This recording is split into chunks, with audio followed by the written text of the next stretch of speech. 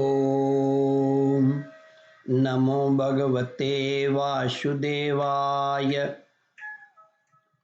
श्रद्धालु भक्तों, श्रीमद् भागवत महापुराण के सप्तम स्कंद के 11वां अध्याय के अंतर्गत मानव धर्म, वर्ण धर्म और स्त्री धर्म का निरूपण का वर्णन है। इसके पूर्व जहाँ तक आप कथा श्रवण कर चुके हैं उसके आगे का प्रस्तुतिकरण करता हूँ। श्री नारद जी कहते हैं, धर्मराज युधिष्ठिर ब्राह्मण और क्षत्रियों को इस अंतिम निंदित वृत्ति का कभी आश्रय नहीं लेना चाहिए, क्योंकि ब्राह्मण सर्व वेदमय और क्षत्रिय राजा सर्व देवमय है।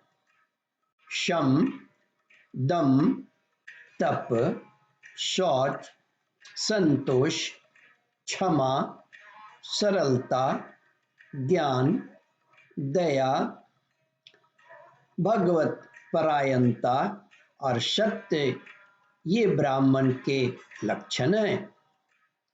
युद्ध में उत्साह, वीरता, धीरता, तेजस्विता, त्याग, मनोजय, क्षमा, ब्राह्मणों के प्रति भक्ति, अनुग्रह और प्रजा की रक्षा करना ये क्षत्रिय के लक्षण हैं।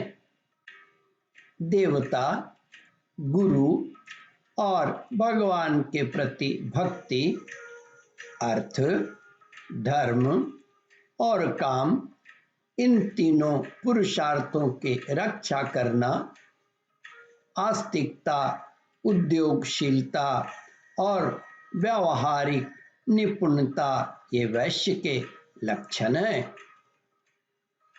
उच्च वर्णों के सामने विनम्र रहना, पवित्रता, स्वामी की निष्कपट सेवा, वैदिक मंत्रों से रहित यज्ञ, चोरी न करना, सत्य तथा गौ ब्राह्मणों की रक्षा करना ये शूद्र के लक्षण हैं। महाराज युधिष्ठिर, पति की सेवा करना, उसके अनुकूल रहना, पति के संबंधियों को प्रसन्न रखना और सर्वदा पति के नियमों की रक्षा करना ये पति को ही ईश्वर मानने वाली पतिव्रता स्त्रियों के धर्म हैं। साध्वी स्त्रियों को चाहिए कि झाड़ने, बुहारने, लीपना तथा चौक पूरने आदि से घर को और मनोहर आभूषणों से अपने शरीर को अलंकृत रखे।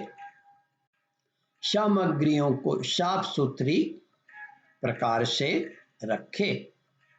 अपने पतिदेव की छोटी बड़ी इच्छाओं को समय के अनुसार पूर्ण करे।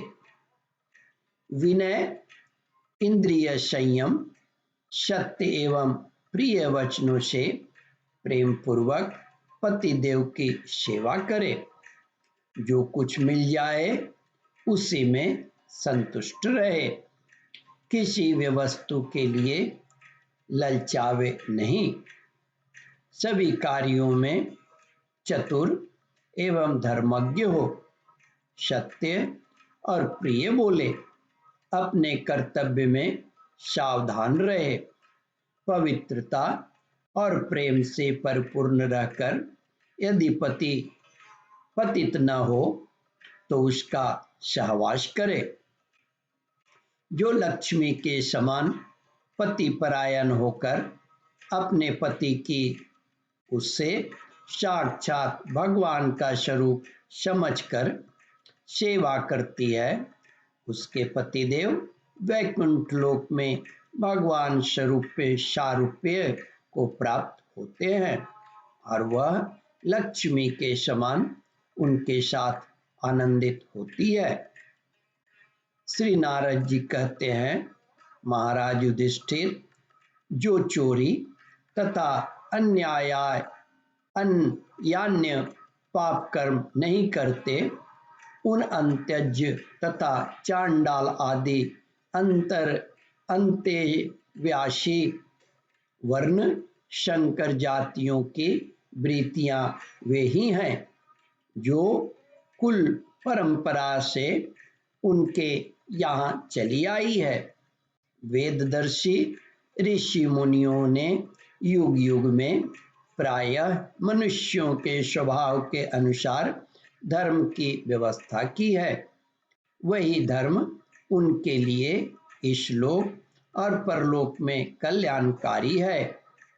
जो स्वाभाविक वृत्ति का आश्रय लेकर अपने स्वधर्म का पालन करता है, वह धीरे धीरे उन स्वाभाविक कर्मों से भी ऊपर उठ जाता है और गुणातीत हो जाता है।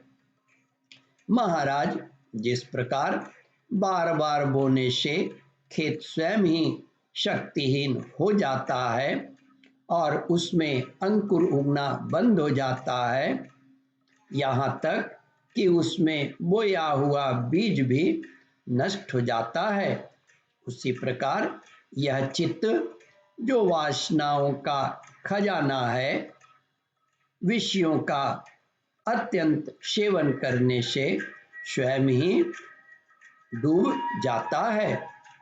परंतु स्वल्प भोगों से ऐसा नहीं होता।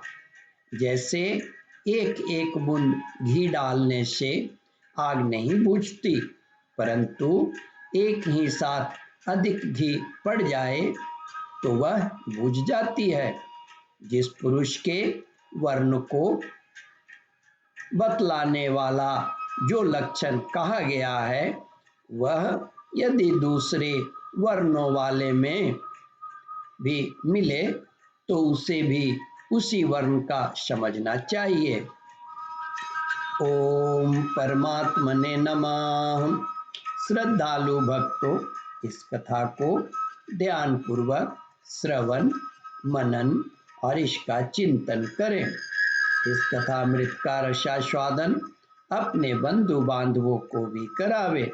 इस वीडियो को शेयर और सब्सक्राइब करें। ओम परमात्मने नमः। श्रद्धालु भक्तों, यहाँ पर 11वां अध्याय समाप्त होता है। इसके आगे 12वां अध्याय प्रारंभ करूंगा। ओम नमो भगवते वासुदेवाय।